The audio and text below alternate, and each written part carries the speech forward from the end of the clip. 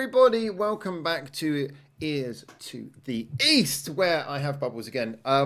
So Bubbles was available, and we thought we'd have a little bit of a chat. And I was like, "Well, look, yeah, Bubbles, what are we going to talk about today? Have we got a subject?" And he was like, "Don't worry, press record, and I'll tell you." So I'm just going to tell you right now, if you're watching this episode, then my God, I'm shocked that it was actually an episode that I agreed to air. But here we are, and I'm about to find out what Bubbles wants to talk about. So I'm just going to put my head in my hands in advance. So we all know Howard works a lot. Works too much, some would say. So my ongoing efforts to reduce the number of channels he's working on I think it's coming to an average, a plateau. You gotta let her know. You gotta let Benedict and Neil know as well if you're going to make this channel cancelable. Oh, fucking hell, go on, put me out my misery. Right, so there's wonderful things about Japan that I love, but you know the way how a conspiracy theory can start real easy. Fucking so. Uh huh. Oh, good conspiracy theories. That's exactly what we need. So you know the way you kind of like have these random pieces of inspiration. I say inspiration liberally, but they kind of like, oh, they just make so much sense when you think about them together. That's basically how a conspiracy starts. Absolutely no research, poor understanding of context. Never all the have I good stuff. been on a journey before that I so much wanted to get to the end too quickly. Oh no! This will have music. Oh, good. I don't know if we can play it, but I was about to say it won't be copyright legal, I'm sure. Please continue the drama. Okay, so we got to conspiracy theories. Okay. So I could never figure out anime and Japan's obsession with Europe in a lot of animes, Okay. like the most obvious and most recent one that would definitely clear all borders would be Attack on Titan, which is basically Germany.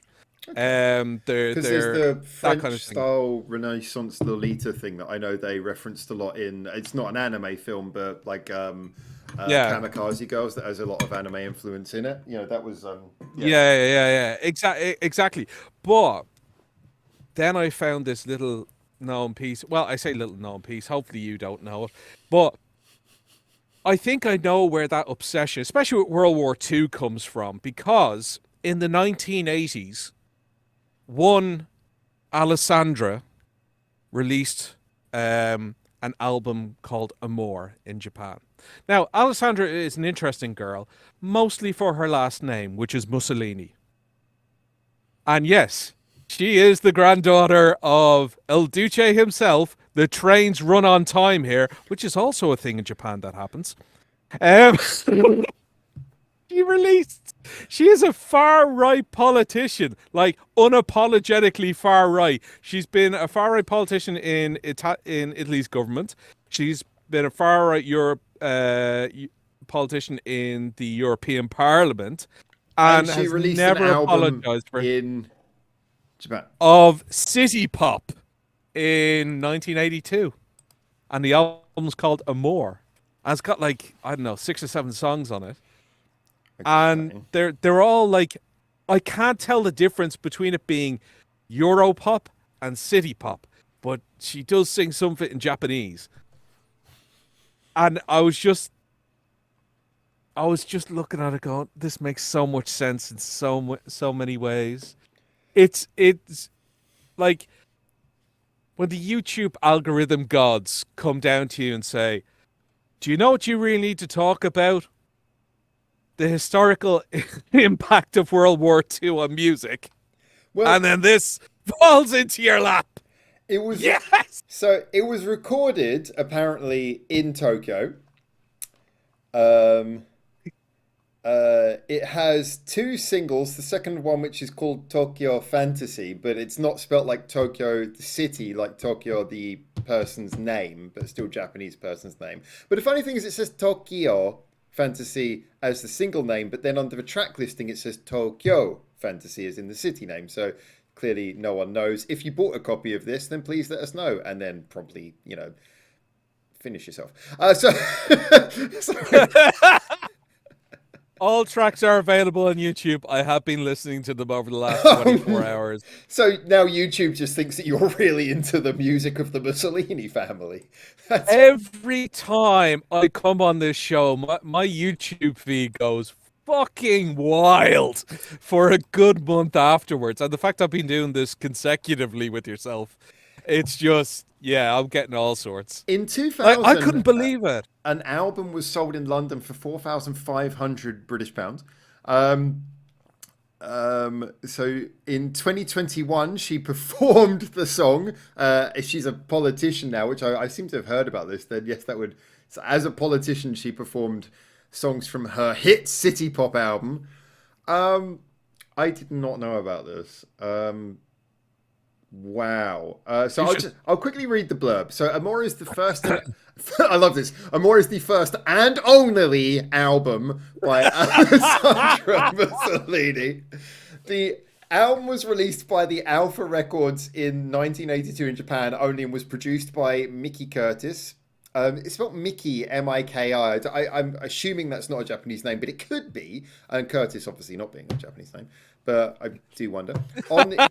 It's curious, because sometimes you have people who've married into Western families but have like a Japanese first name. I'm assuming that's not what's happening here, but it does make you think. Have you never heard of the famous Curtises of Hokkaido? Jesus Christ, where's your history buff thing going on?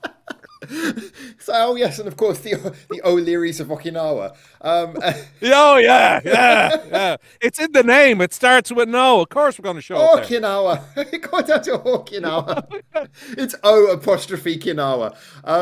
All right. On the album, I loved just everything about the way this reads. This sentence on the album, Mussolini sang songs in Italian, English, and Japanese. In 1982, Mussolini, and it just never gets easy to say that name, and her mother paid a visit to Japan. When asked if her daughter could sing for an advertisement, Mussolini's mother gave a positive answer, even though Mussolini had never sung before. How did that conversation come up? Who was just like, oh, you're the granddaughter of a famous dictator, come sing on a commercial? Mussolini, but then connections, who knows? Mussolini recalled that when I sang in Japan, Cristiano Malghiello, I can't pronounce that. Italian names sound way too cool to come out of my mouth. Author of some of her songs on the album saved me, apparently. The album was broadcast in Italy for the first time in a program in 1996. Okay, so this, there's no funny thing. It's just the fact that your intense reading of it is you just physically trying to hold on to the thought that you might have to review it for musical purposes only. Fuck that, I'm not for recording. Musical purposes only. So apparently, because I have paid, wait, I've paid my Patreon this month, so I get to suggest a song.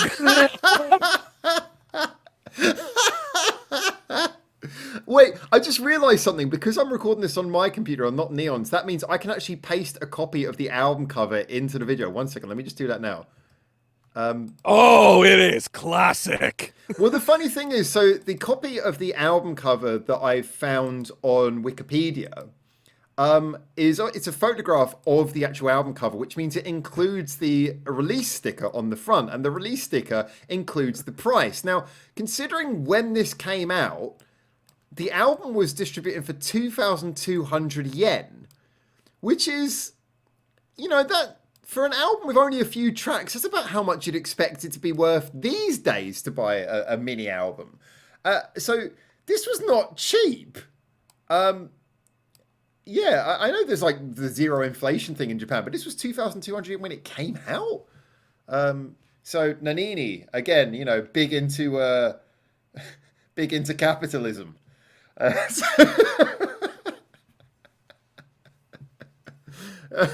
Sorry, Mussolini. The best part is the best part of this is like the whole joke during the 80s and 90s was, oh yeah, my band's big in Japan, after whatever, and it was just, we're big in Japan, or I got a girlfriend in Canada kind of shit.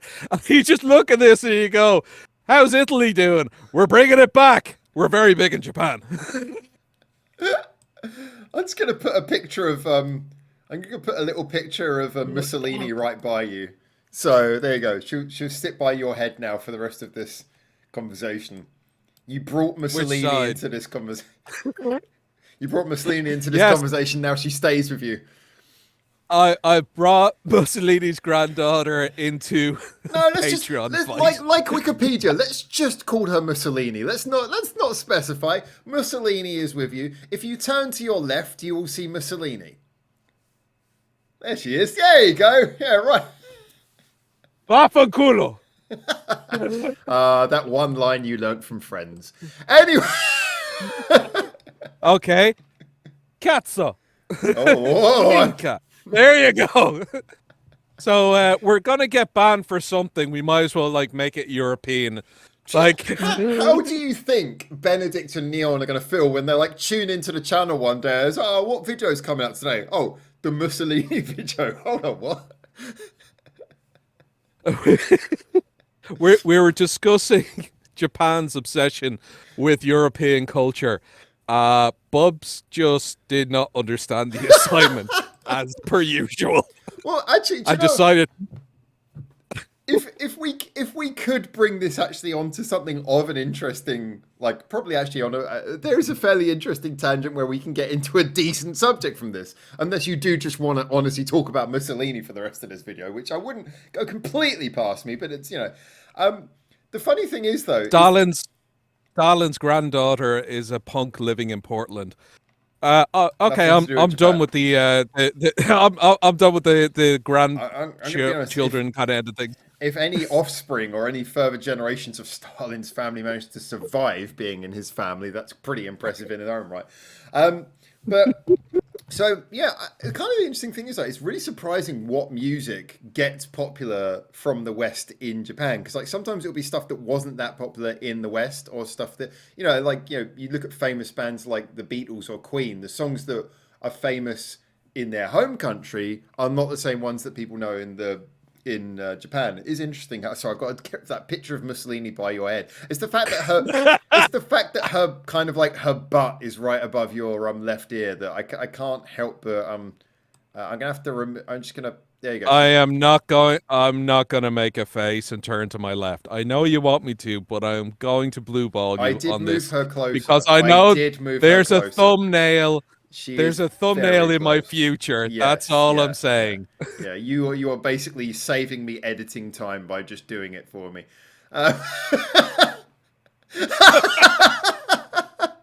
And cancelled. Right, Mussolini's gone. So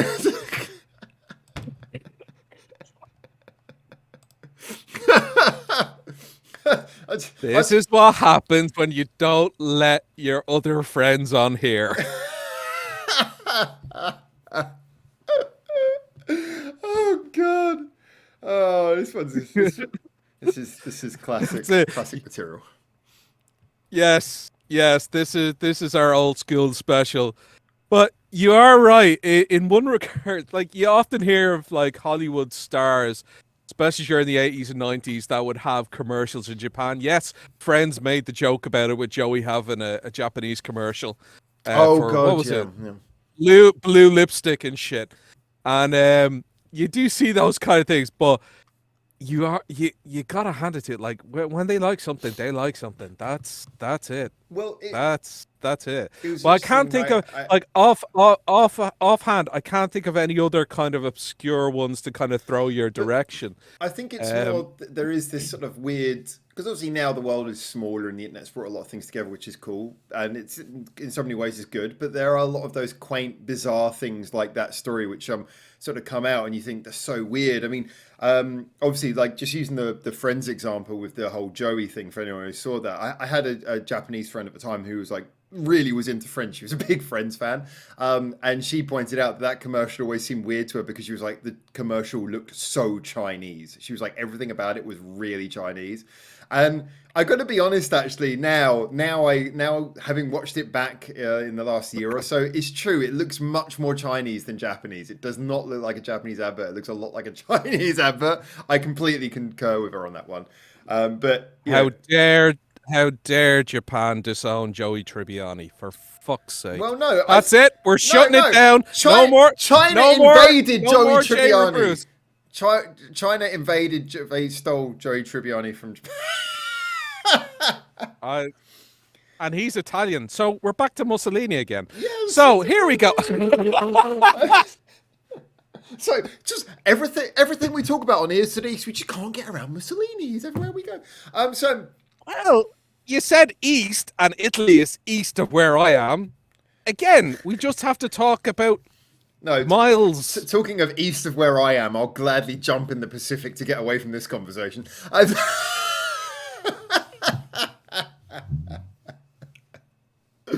Oh God. Dear God, why? No, we are not having a serious conversation today. But it is one of those random things. It Because goes the other have way, you seen? though. Like, have you seen the random stuff from Japan that gets into the West? Like, I didn't know about it until there was this. There was this like pop duet. I think it was in the 80s called Pink Lady, which was a Japanese thing, and they went and did a show in America, and it was like, so they had this Japanese duet called Pink Lady, and they wanted to give them a TV show with a American comedian. And so you're thinking it'll be like, I don't know, Pink Lady with I don't know, think of any famous comedian or something. But the comedian they found seemingly went by a singular stage name. Hence the TV show Pink Lady and Jeff. This was a thing. There was a TV show called Pink Lady and Jeff. And I've seen clips of it. Apparently I can hear it. Can you not hear the saxophone music in the background while that title is being said? Yeah, no, it's just like porn saxophone in the background. Pink Ladies and Jeff. Pink Lady and Jeff. I shouldn't be doing this with Pink Ladies and Jeff. It's bad enough we've already got the salute sign. I've gone from Mussolini to porn saxophones in no time. This is the worst episode we've ever recorded, and we've had some bad ones. The most recent. And all of which I'm proudly involved in. Thank you.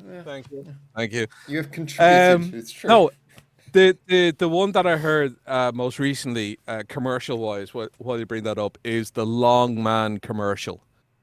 And it's like for a chewing gum or something, but it comes out in a strip.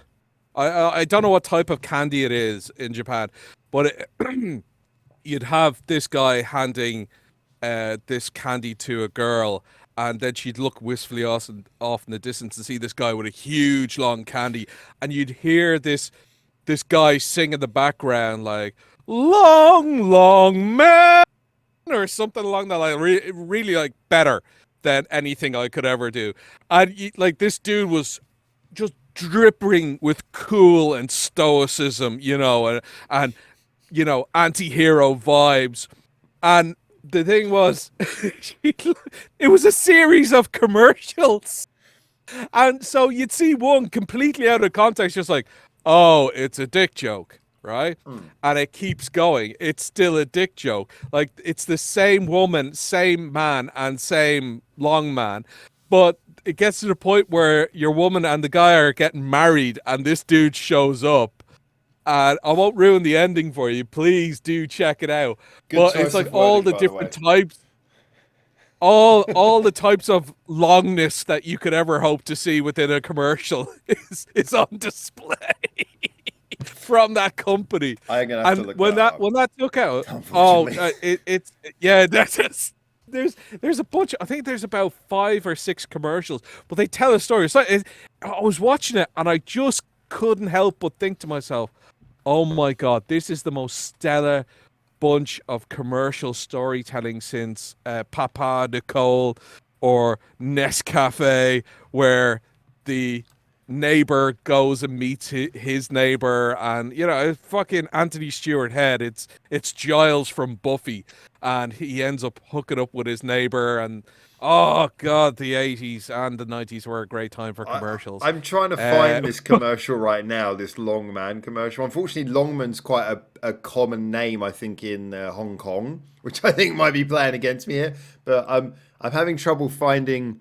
There's a band called Longman as well, which doesn't help. But I'm having trouble finding the commercial for. Is it Long Man? I guess. Well, put safe search on. but there you go. Oh That's my about god, I 6 found. minutes long. Oh god.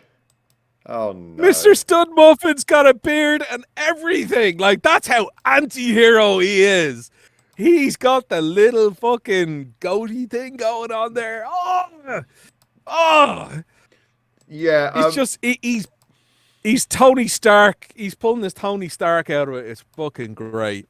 I feel that I it's the moustache that really gets me. I feel like I'm gonna have to like now take this picture, and again I'm gonna have to paste this on the screen so everyone can see it. Give me 1 second. Yes. I'm gonna put a picture of her looking amazed at his long man, and then so that's it's just filled the entire screen. So I've got to move it so they can see us again. But there you go. That's her looking amazed, and now here he comes. Oh wait, he's too cool to paste. Oh no, I can't paste him into the image. Right, I gotta. Why will it not paste into the image? Not because you need to go full screen, man. No, This is a full screen kind of operation. No. It's a long man situation. No. Save search on. Always remember, kids. Save search on. There we go. I'm just gonna extend him a little bit. That is him tucking into some of his length, having a good old chew on the length there. This is what Bubbles is referring to. That's the face of sexiness that Bubbles was referring to. And now I need to. That's the face of a man who knows what he wants. I'm now going to have to somehow disinfect my hard drive to get that image off of there.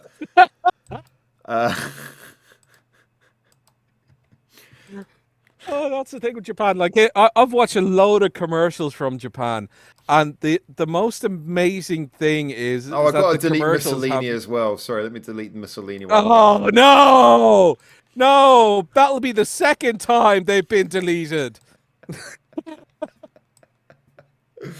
Oh dear me. But have you seen, like, for example, like there's lots of well-known ones, like the one like the Tommy Lee Jones Boss Coffee one, where Tommy Lee Jones is basically just an alien, and then Bruce Willis did like a series of commercials. I can't remember what that's for. Schwarzenegger as well. I think Stallone as well.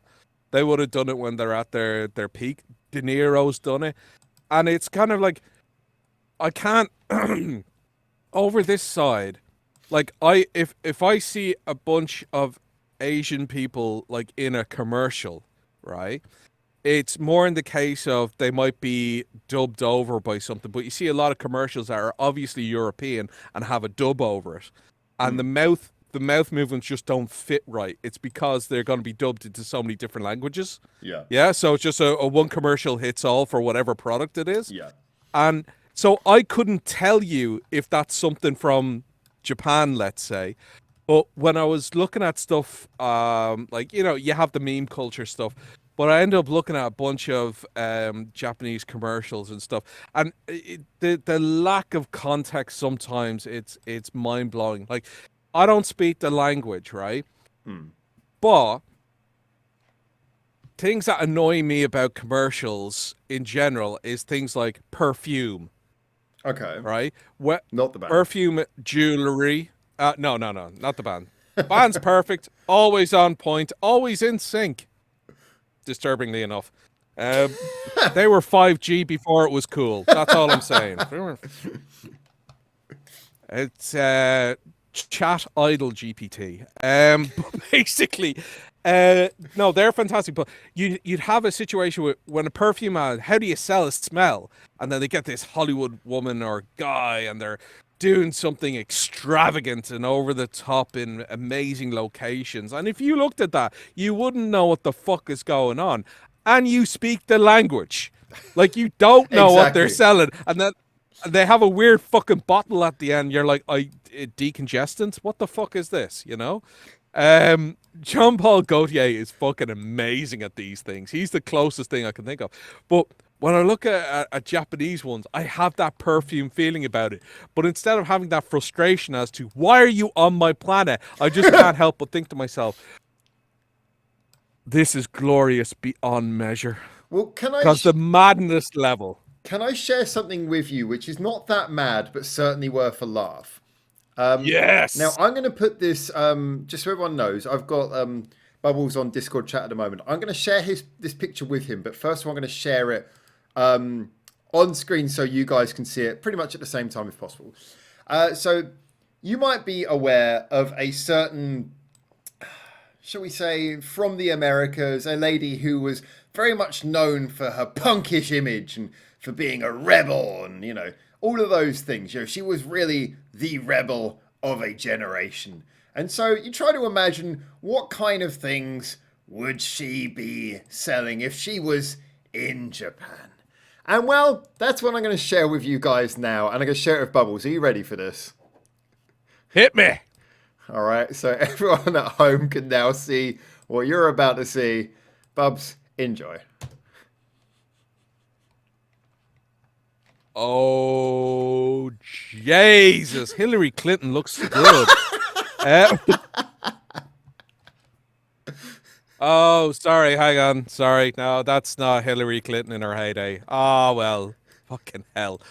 London home. They got a nice pun in there as well. Fucking brilliant. Oh, come on. She's the They got voice of laundry in the home. punk. She's the rebel of a generation. And she's doing the laundry. Oh, for fuck's sake, don't make it so complicated. Yay! Hey, He was a skater boy who I don't needed do his the laundry done. I bet you don't use comforter. Oh, that is absolutely just the look of sheer joy on her face. The look of That is. how long have I been holding this pose for? When am I getting paid? I have. This the best part. I have absolutely no idea. Those could be like drops for contacts, and I still wouldn't know. It's one of those things where they're very strangely. They don't. It doesn't immediately evoke laundry day, if you know what I mean. Like, is she taking cough medicine? Has she decided, fuck it, I'm gonna bleach my hair the old-fashioned way? But there's towels. There's a washing machine, which probably, if you program it right, sings her songs, because Japan. It looks like she's kind of done with the housework, and now she's gonna pop some some LSD or something from that bottle. Who knows? I mean, just the feeling that she's really. There's that face. There's a look of resignation on that face that you could only get from someone who's not an actress doing a promotion, someone who's actually a singer and doesn't really like posing for smiling photographs, because there's a dead soul underneath that photo, I feel. Come on. Air. Listen, if you had to wear loud colors that were mismatched to like Rage Against the Machine, wouldn't you want those colors to pop, constantly, and make sure there was no bobbling or anything like that? I think this is sensible, I have a laundry day, and that's me rebelling against the machine. I would do more. I'm doing more laundry now. Avril Lavigne is directly to your right now, so you and her are together, and we salute you and the revolution. I'm trying to. Can you try and copy the look of a smile that's kind of not quite there? There's a deadness under the smile. Can you? Yeah,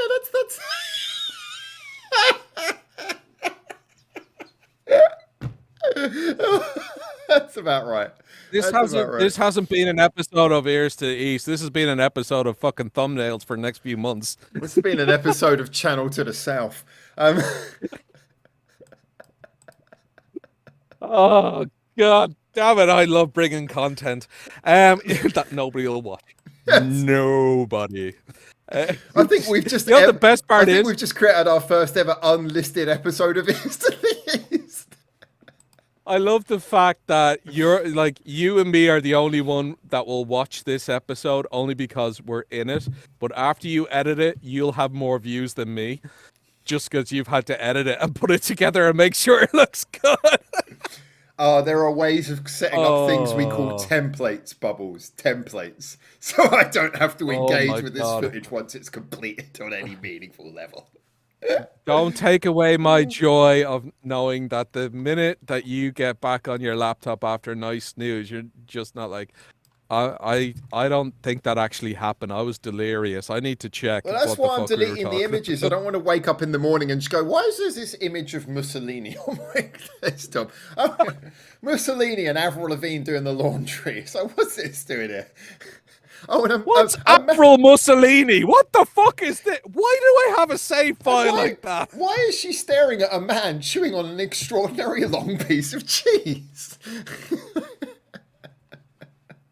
Or whatever the fuck it was. I I don't know. I think we have brought the content that people never knew that they needed. That's the thing. But God damn, that's Avril, Jesus Christ, this is Jesus. honestly, for fuck's sake, this is the most wholesome yet disturbing thing. Like you know she's only washing because she's clearing off bloodstains. That's all I'm saying on that. I've no proof of anything else. You know, it's fucking murderous. I was about to say that's what It's happens. murderous. That's what Doing happens when you have laundry. to listen to Nickelback every day. Honestly, I haven't seen something this dire and Japanese since I saw What's Her Face do Turning Japanese, the cover version. Oh God, What's her name? Who was in Kirsten Spider-Man? Dunst. Kirsten Dunst. Yeah. Yes, yes. That was peak. That was it. That was dark. That was a dark time for the world. Somebody, several somebodies signed off on her video, and the fact that even though she's walking through a live crowd, probably in Shinjuku, I got the sense that even the Japanese people around her were going, listen, I don't know what she's doing. I just know it's bad and it doesn't represent us and I don't want to be here. That's it. I don't want to be here. I just, you know what? I am going to put a picture of Kirsten Dunst in Turning Japanese in front of us. There we go. Oh God, it looks so much worse than I remember.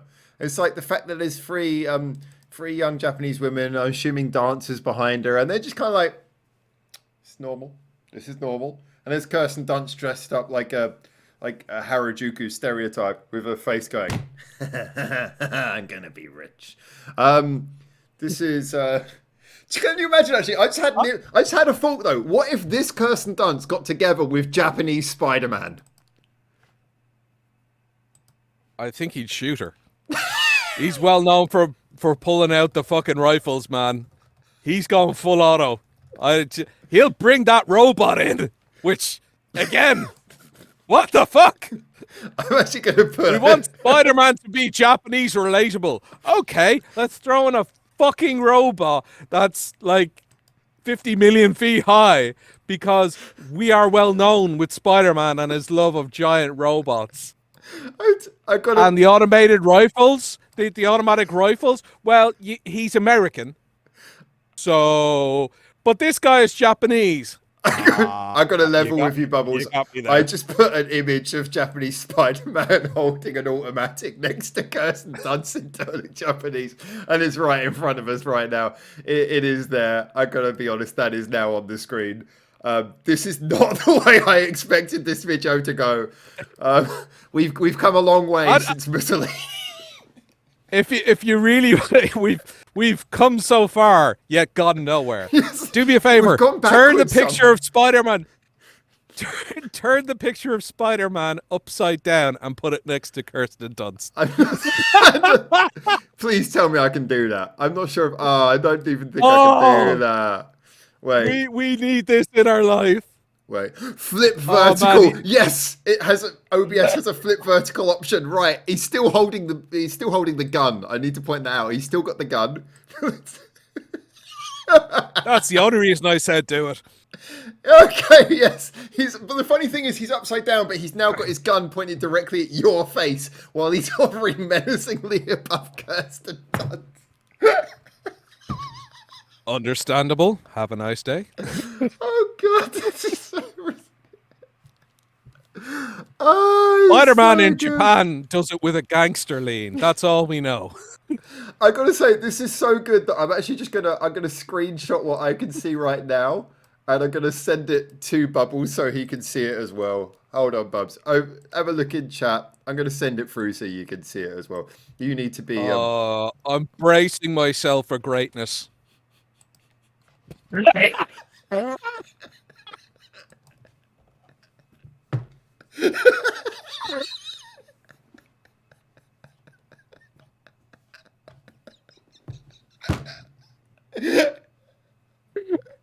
makes so much sense, even out of context. Spider-Man is shooting at a thumb. He's multitasking. He's multitasking. Kingpin's let himself go. Mary Jane, dear old MJ has gone woke and joined the blue hair crew. I'm just gonna read. And Howard is busy just wondering what choices he has to back out of this. Sorry, it's black t-shirt, white writing. I'm the punished. That's what I feel like.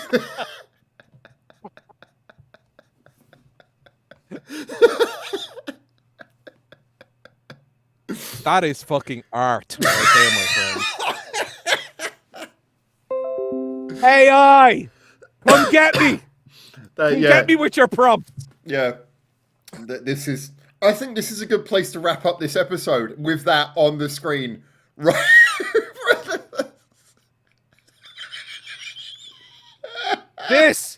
This Mona Lisa of Marvel.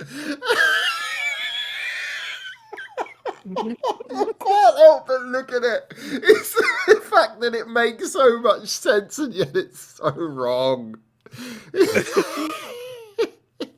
The fact is this is the equivalent for some people of us putting up like a car crash.